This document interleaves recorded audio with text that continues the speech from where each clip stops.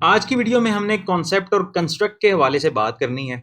आप जब भी कोई रिसर्च स्टडी कंडक्ट करने लगते हैं ना, तो नॉर्मली सुपरवाइजर जो आपसे सवाल पूछता है टॉपिक को फाइनलाइज करने के बाद, या जब आप एक टॉपिक सिलेक्ट कर लेते हैं और अपने सुपरवाइजर को दिखाते हैं और उसमें 3-4 वेरिएबल्स होते हैं या 2 वेरिएबल्स होते हैं, उनका आपस में रिलेशनशिप या उनका एक दूसरे पे क्या इम्पैक्ट आ रहा है, इस किस्म की कुछ स्टेटमेंट आपने बनाई होती है, तो आपसे सुपरवाइजर ये पूछता है कि जी आप इस वेरिएबल को मेजर कैसे करेंगे। जॉब सेटिस्फेक्शन की अगर बात कर रहे हैं, एम्प्लॉइज बिलोंगिंगनेस की बात कर रहे हैं, तो ये अपनी तरफ से तो आपने वेरिएबल प्रेजेंट कर दी, एक टॉपिक बना लिया। आप इसका इम्पैक्ट कैसे मेजर करेंगे या इस वेरिएबल को डिफाइन कैसे करेंगे, इसकी मेजरमेंट कैसे होगी। जॉब सेटिस्फेक्शन अगर है तो जॉब सेटिस्फेक्शन को कैसे पता चलेगा कि ये जॉब सेटिस्फेक्शन ये चीज होती है, या फिर ये इस तरह से किसी दूसरे इतनी मैग्नीट्यूड या इतनी इस एक्सटेंट पे किसी दूसरे वेरिएबल को इम्पैक्ट करती है। तो ये सारी चीजें जो हैं ये कॉन्सेप्ट और कंस्ट्रक्ट से रिलेटेड है। मतलब आपको अगर ये कॉन्सेप्ट और कंस्ट्रक्ट क्लियर हो जाए तो आप बड़े आराम से अपना वेरिएबल वगैरह और ये सारी मेजरमेंट से रिलेटेड जो क्यूरीज होती हैं उनको आंसर कर सकते हैं। कॉन्सेप्ट और कंस्ट्रक्ट पे बात करने से पहले मैं आपको एक सिंपल सी चीज बता दूं कि कॉन्सेप्ट असल चीज जो है ना वो कंस्ट्रक्ट होती है। आपकी रिसर्च से जो डायरेक्टली रिलेटेड टर्म है वो है कंस्ट्रक्ट की। कॉन्सेप्ट जो है वो जनरल कुछ आइडियाज हैं जो रिसर्च से बाहर की दुनिया में भी आप यूज करते हैं। शेयर्ड एक्सपीरियंसेस हैं। मिसाल के तौर पे एक बंदा बात कर रहा है कि किसी की काइंडनेस की बात कर रहा है, तो आपके जहन में फौरन आ जाता है कि जी ये काइंडनेस क्या चीज़ होती है। ठीक है, मुख्तलिफ कल्चर्स में चाहे मुख्तलिफ ज़ुबानें बोली जाती हैं, मुख्तलिफ एक्सपीरियंसेस होते हैं, उसके बावजूद काइंडनेस को किसी भी ज़ुबान में आप ट्रांसलेट करेंगे ना, तो पूरी दुनिया में लोगों के जहन में कुछ स्पेसिफिक सी ट्रेट्स आ जाएंगी, कुछ करेक्टरिस्टिक्स आ जाएंगी, कुछ फीचर्स आ जाएंगे काइंडनेस के। ठीक है, तो ये कॉन्सेप्ट होता है और इन्हीं कॉन्सेप्ट्स को, मल्टीपल कॉन्सेप्ट्स को यूज़ करके आप रिसर्च में एक कंस्ट्रक्ट बनाते हैं किसी फिनोमिनन को एक्सप्लेन करने के लिए। कैसे करते हैं वो आगे चल के आपको समझ आ जाएगा। फिलहाल आपने ये चीज़ ध्यान में रखनी है कि कॉन्सेप्ट जो है वो बेसिकली एक बहुत जनरल, एक बुनियादी आइडिया है और रिसर्च से हटके भी, रिसर्च अपना बिजनेस रिसर्च या सोशल रिसर्च या नर्सिंग रिसर्च, किसी भी किस्म की रिसर्च स्टडी से बाहर निकल के भी कॉन्सेप्ट आप डेली लाइफ में मुख्तलिफ कॉन्सेप्ट यूज कर रहे होते हैं। लेकिन कॉन्स्ट्रक्ट जो है, कॉन्स्ट्रक्ट स्पेसिफिक है आपकी रिसर्च स्टडी से, और आप एक कॉन्स्ट्रक्ट को क्रिएट करते हैं, उसको डिवाइस करते हैं किसी फिनोमिनन को एक्सप्लेन करने के लिए। तो पहले मैं जरा कॉन्सेप्ट के ऊपर जो मैंने अभी बात की है वो आपको दिखा दूं कि जनरलाइजेबल प्रॉपर्टीज होती हैं, करेक्टरिस्टिक्स होती हैं ऑब्जेक्ट्स की। ऑब्जेक्ट इट सेल्फ कॉन्सेप्ट के तौर पे यूज नहीं होता। जैसे एक इंडिविजुअल आपको नजर आ रहा है यहाँ पर, ठीक है जी, ये आपको एक फर्म नजर आ रही है, ये कार नजर आ रही है, तो ये ऑब्जेक्ट्स हैं। अब कॉन्सेप्ट्स जो हैं वो इनकी करेक्टरिस्टिक्स को हम कॉन्सेप्ट का नाम दे सकते हैं। मतलब माइलेज ऑफ अ कार, ठीक है, uh firm's capacity to innovate, इसी तरह से an individual's attitude towards immigrants, तो इसका एटीट्यूड एक कॉन्सेप्ट बन जाएगा। जैसे यहाँ पे मैंने ये कुछ एग्जांपल्स और दिए, मैं आपको वही बताता हूँ, लेकिन फिलहाल आप ये ज़हन में रखें कि ऑब्जेक्ट्स जो हैं उनकी करेक्टरिस्टिक्स, उसे हम कॉन्सेप्ट का नाम देते हैं। जैसे मैं अगर कार के कंफर्ट की बात करूँ तो ये कॉन्सेप्ट आपके जहन में फौरन आ जाएगा। कंफर्ट आप किस चीज़ को, कुछ फीचर्स होंगे आपके जहन में, आपको पता लग जाएगा कि कंफर्ट जो है वो किस तरह का कॉन्सेप्ट है। बेसिकली कार का कंफर्ट क्या चीज़ होती है। ठीक है, ये जो कॉन्सेप्ट्स होते हैं ये डायरेक्टली ऑब्जर्वेबल भी होते हैं और नॉट डायरेक्टली ऑब्जर्व, ऐसे भी होते हैं जिन्हें आप डायरेक्टली ऑब्जर्व कर सकते हैं और ऐसे भी हैं जिन्हें नहीं कर सकते। मिसाल के तौर पे हाइट है, एप्पल है, इंडिविजुअल की हाइट है, एक डायरेक्टली ऑब्जर्वेबल कॉन्सेप्ट है। एप्पल है, स्मार्टफोन है, ये डायरेक्टली ऑब्जर्वेबल कॉन्सेप्ट्स हैं। अगर कोई आपके सामने एप्पल की बात करेगा आपको फौरन पता लग जाएगा कि एप्पल किसको एप्पल कह रहा है। और अब ये उस एप्पल की तरफ ना चले जाइएगा, मैं खाने वाले एप्पल की बात करूं, मतलब आपको उसका सेब की रंगत, उसका जायका, वो सब कुछ आपके जहन में आ जाएगा। जो कि नॉट डायरेक्टली ऑब्जर्वेबल कॉन्सेप्ट्स हैं, उसमें हैप्पीनेस हो सकती है, जिसे आप ऑब्जर्व उस तरह से नहीं कर सकते। जैसे एप्पल को टेंजिबली आप असेस कर सकते हैं, उस तरह से आप इसको नहीं कर सकते, लेकिन फिर भी कुछ शेयर्ड मीनिंग्स हैं हर कल्चर में, हर लैंग्वेज में, जिससे पता लग जाता है कि हैप्पीनेस बेसिकली क्या होती है। कोई बंदा जब खुश होता है तो वो क्या करता है या किस वजह से वो खुश होता है, उससे रिलेटेड जो कॉन्सेप्ट्स हैं, जो चीज़ें हैं, वो आपके जहन में आ जाती हैं। तो कॉन्सेप्ट्स जो है ना, ये मैंने जैसे पहले आपको बताया कि वक्त के साथ साथ डेवलप होते हैं, इवॉल्व होते हैं मुख्तलिफ एक्सपीरियंसेस की बेस पे, मुख्तलिफ कल्चर्स में। जैसे इंडिविजुअल्स काइंडनेस, कार्स कंफर्ट, मैंने पहले भी मिसाल दी आपको, तो आपके जहन में फ़ौरन इंडिविजुअल्स काइंडनेस को लेके फ़ौरन आपके जहन में कुछ ना कुछ आ गया होगा कि कोई काइंडनेस क्या होती है किसी इंडिविजुअल की। ठीक है, इसी तरह कुछ नए कॉन्सेप्ट भी वक्त के साथ साथ बनते रहते हैं। जैसे टेक्नो स्ट्रेस एक कॉन्सेप्ट है जो कि रेफर करता है मेंटल स्ट्रेस को। ख़ासतौर पर जब लोगों को आप न्यू टेक्नोलॉजी सिखाते हैं तो वो उनको जो वो स्ट्रेस या टेंशन फील करते हैं उसे टेक्नो स्ट्रेस कहते हैं। इसी तरह से कॉन्सेप्ट दूसरी फील्ड से भी आप मुस्तार भी ले सकते हैं, बोरो कर सकते हैं। जैसे ग्रेविटेशनल एक्सेलरेशन या ग्रेविटेशनल फोर्स का एक कॉन्सेप्ट है। तो यहाँ पे एक स्टेटमेंट आपको नजर आ रही है कि why people tend to gravitate to their preferred shopping destinations. तो ये स्टेटमेंट में ग्रेविटेट का कोई इटसेल्फ मीनिंग नहीं है, लेकिन आपको पता लग गया कि ग्रेविटेट यहाँ पे पुल फैक्टर को रिप्रेजेंट कर रहा है, या क्यों लोग अपनी जो प्रेफर्ड शॉपिंग डेस्टिनेशंस हैं उसकी तरफ खींचे चले जाते हैं। ग्रेविटेट, चूंकि ग्रेविटेशनल फोर्स एक कॉन्सेप्ट है, उसकी वजह से आपको ये चीज़ क्लियर हो गई। ठीक है जी, तो अब कंस्ट्रक्ट पे बात कर लेते हैं कि abstract concept that is specifically chosen और created to explain a given phenomenon. जैसे मैंने पहले बात की कि रिसर्च की दुनिया में आप कंस्ट्रक्ट को यूज करते हैं। कॉन्स्ट्रक्ट जो है वो एक कॉन्सेप्ट ही होता है, लेकिन हाईली एब्स्ट्रैक्ट होता है ये, इसकी एब्स्ट्रैक्शन लेवल जो है वो ज़्यादा होता है इसमें।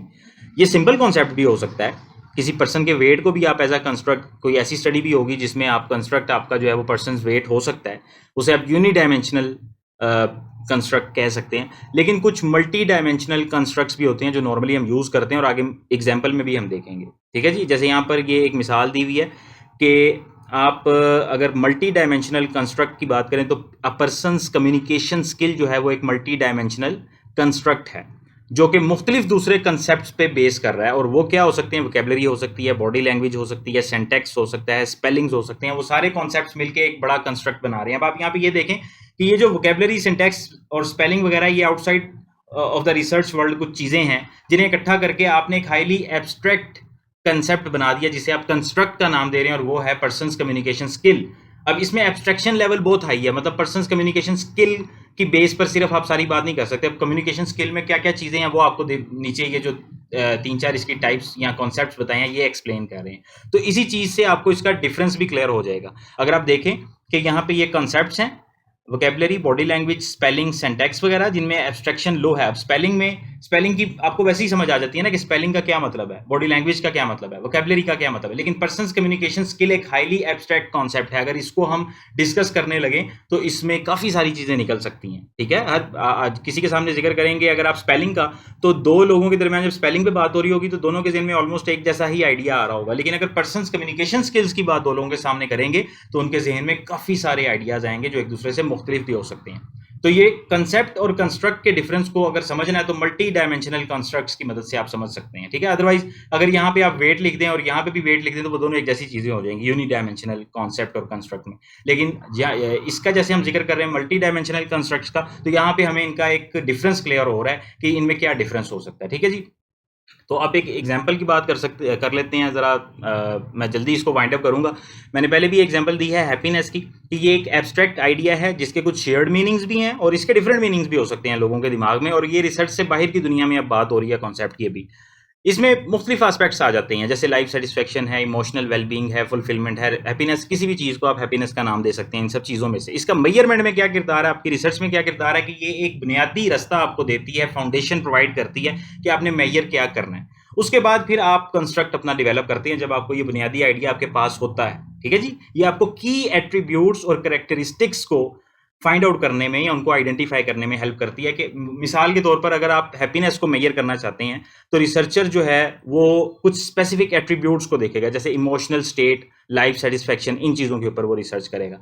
अब जब हम कंस्ट्रक्ट की एग्जांपल लेंगे तो यहाँ पे आएगा एक हाईली एब्स्ट्रैक्ट कॉन्सेप्ट। देखें, हैप्पीनेस की बात कुछ और होती है। हैप्पीनेस, 4 बंदों में बैठ के हैप्पीनेस की बात करेंगे ना तो उनके ज़हन में कुछ ना कुछ मिलती जुलती चीज़ें आ जाएंगी। लेकिन सेल्फ स्टीम जो है ये हाईली एब्स्ट्रैक्ट एक कॉन्सेप्ट है, और सेल्फ स्टीम बहुत सारे मुख्तलिफ मीनिंग्स लोगों के जहन में लेकर आ सकता है ये वर्ड।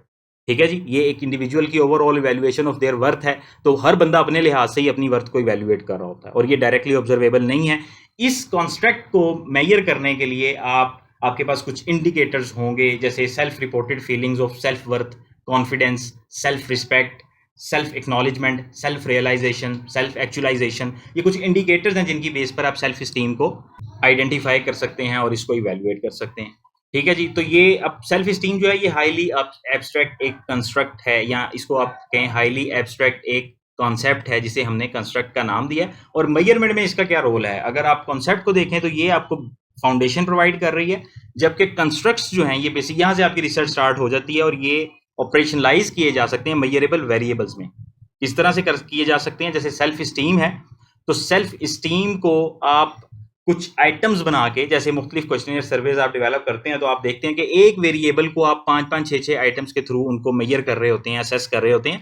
तो ये जो आपके कंस्ट्रक्ट्स होते हैं इन्हें भी आप ऑपरेशनलाइज कर सकते हैं मेजरेबल वेरिएबल की फॉर्म में और बाद में उन वेरिएबल्स को इवेल्युएट कर सकते हैं। ठीक है जी, उसके लिए रिसर्चर्स इंस्ट्रूमेंट्स बनाते हैं, सर्वेज या टेस्ट वगैरह बनाते हैं इन कंस्ट्रक्ट्स को या वेरिएबल्स को मेजर करने के लिए। फॉर एग्जांपल रोजनबर्ग का एक बड़ा फेमस, एक बहुत पॉपुलर स्केल है सेल्फ स्टीम स्केल, एक क्वेश्चनियर है जो कि आमतौर पे सेल्फ स्टीम के कंस्ट्रक्ट को इवेल्युएट करने के लिए यूज होता है।